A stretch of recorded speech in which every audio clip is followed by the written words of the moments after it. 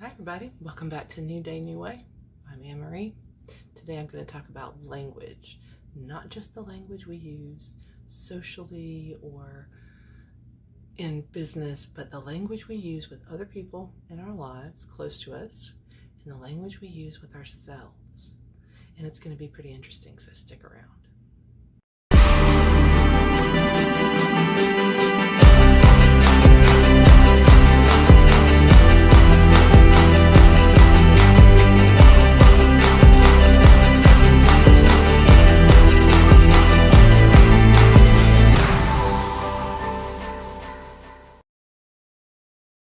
Hi, welcome back to New Day, New Way. I'm Anne-Marie. Today we're going to talk about language. But before we get started, I want to, first of all, thank you for coming to the channel. I want you to surf around. I've done a whole bunch of videos here on different topics.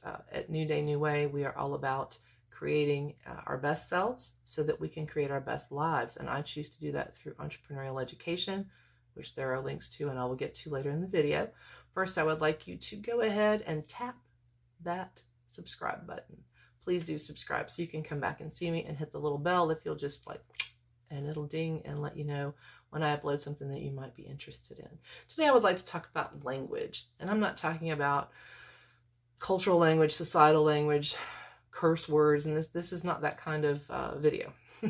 Today I want to talk about the language that we use specifically with regard to ourselves and those in our lives, and the thought patterns and the psychology that goes along with that. I'm not a psychologist, nor am I a counselor. However, I've done a lot of reading on the subject, and I have been practicing these things. So let's talk about that for just a minute. Now, the language that we use descriptively with regard to our significant other or our children. My personal favorite yucky way to describe a spouse is, hey, that's my old lady, or hey, that's my old man. It makes me cringe. It makes me want to throw things. I understand that, you know, the whole, I get the intention behind it, but for me, it just rubbed the wrong way. I've had one or two people in my life call me that in kidding, and I didn't take it too well, but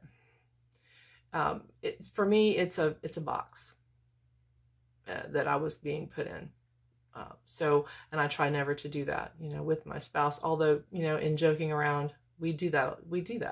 We may not introduce our spouse that way, but in joking around with someone that we know, it can happen. We can refer to them as, my lesser half, or my ball and chain, or whatever you want to call it. We kid around. And if you and your spouse are very secure in your relationship, probably that's not a big deal. But the language that we use with regard to descriptive, children, spouses, friends, clients, and most importantly, ourselves, it starts a brain pattern, okay? Our brains are wired to put things into boxes or folders that we understand. Our brains are wired to find something familiar so that we can package that and put it over here. Okay, we get who this person is, and this is who they are. We're going to put that box over here. And this person is kind of self-centered, but very nice. But we know that box. We're going to put that over here. And then you come up on somebody that's not like anything or anyone you've ever met before, and your brain is wildly searching for the folder to put them in because we don't get it. That's how we're wired. And so language becomes the external of that. So we put a name on it. We have to put a name on it. That's in the way that you would say, that's a biker, that's a soccer mom, or that's a goth, but your brain goes, oh, okay, I can identify that, and I know who that is, but you don't know who they are. You know what you think they are. And so you use that terminology, that language. We do the same thing with ourselves. You may not have a specific name that you call yourself, but we use language with ourselves a lot.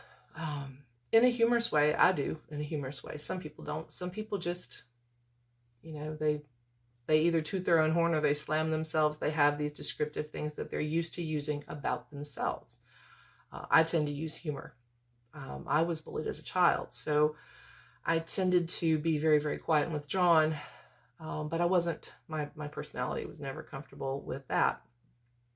So I found a way to come out of that, and I like to make people laugh. It takes the elephant out of the room. It takes the pressure off of me waiting for someone to slam me or, say something, derogatory or what have you.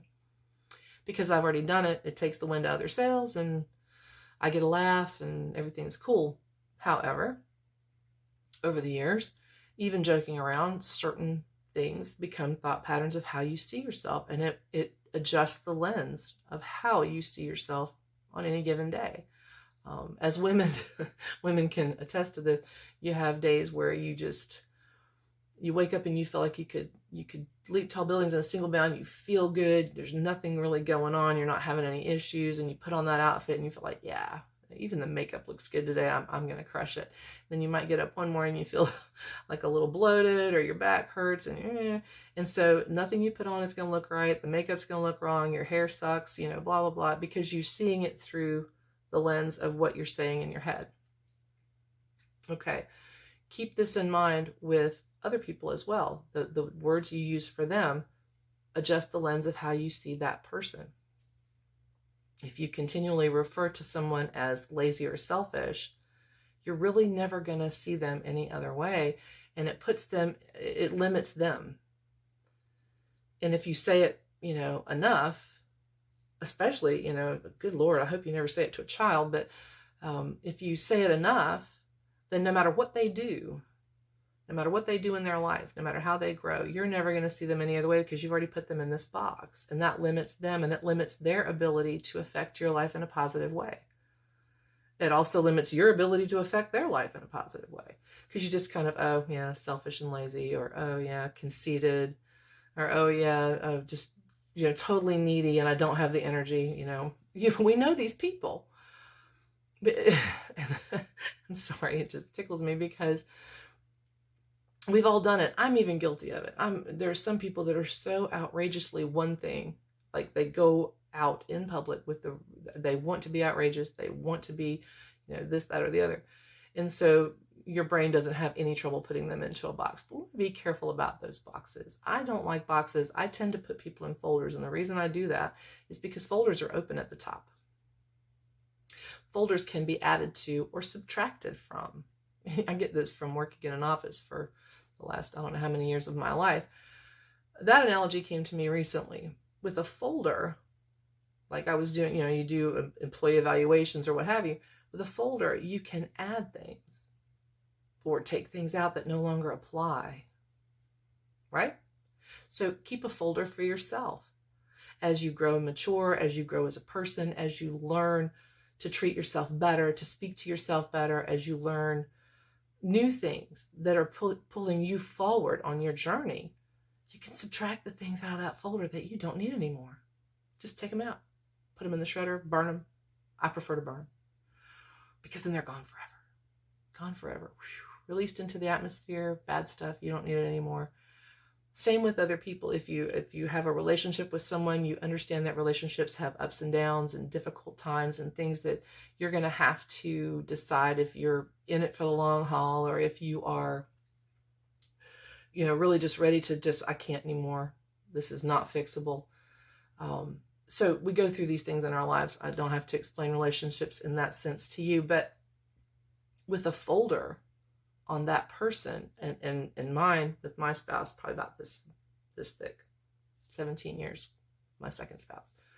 Certainly been through a lot of ups and downs. But the thing is, the stuff that you went through or did or thought about or enjoyed at the first part of your relationship may or may not apply to now, even if it's only been a year or 2 years, in my case 17. The old things, especially the bad things that you went through together, fought about, got over, went past, those are done and those are over with, and you should subtract them from that folder and throw them on the fire and let them go off into the universe, because what matters is how far you've come and what skills you've learned for that relationship, for the language that you use with that person, how you speak to that person, not just how you identify them in your brain, but how you speak to that person. Are you thankful for that person? Are they your good friend? Are they someone that's always there to support you? Are they someone that's never really there to support you? We all have these things to go through in our lives. And so language becomes how we identify it in our brain. Okay. And so the language that we use, even though we can't change the other person per se, we can change our language, we can change our brain pattern, and our vibe that goes out changes and affects that other person, hopefully in an empowering way.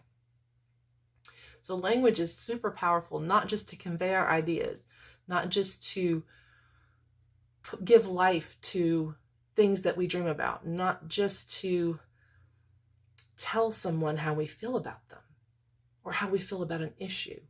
We be passionate. We just take our passions on an issue or an idea and we want to verbalize it, right? That's how we do it with our language. Language should be rich and descriptive and fulfilling.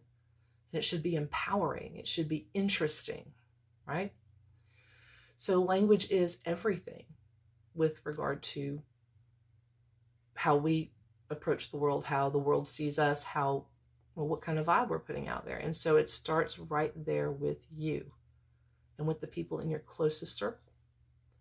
So pay attention. I mean, this is one thing in a million things that we can pay attention to. And I think that's a lot of what goes wrong in relationships, or where people just kind of slack in society. I know that I did for some years. It's just, you get tired, you get worn down. If your life is wearing you down, if your job is wearing you down, if your situation is wearing you down, sit back and realize that rather than saying all this is being done to me or it's happening to me, think of it more like these are results of choices that I've made, that I've allowed because I sat back and just let things go on by. I was just sitting on the sidelines and my life is just, and this is all happening because I'm not driving that bus. I'm not in control of my life and my situation. I'm not proactive. And it starts up here. It all starts up here with your brain patterns. You can tell your body things. You can tell your brain things. Talk to yourself in the mirror if necessary. Talk to your bestie. Talk to somebody you trust and change your language and start to shift. A very popular word these days is paradigm. You shift your paradigm. You shift how you see yourself. You're going to shift how you see everything else. I promise. And it starts with the language.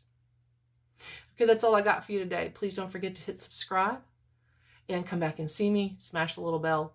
I appreciate all comments and likes. And if you have anything that you'd like me to cover, please put that in the comments as well. And I will see you soon. Hey, real quick before you go, don't forget to check out the links below. You're going to want to check out Entre Institute. Later.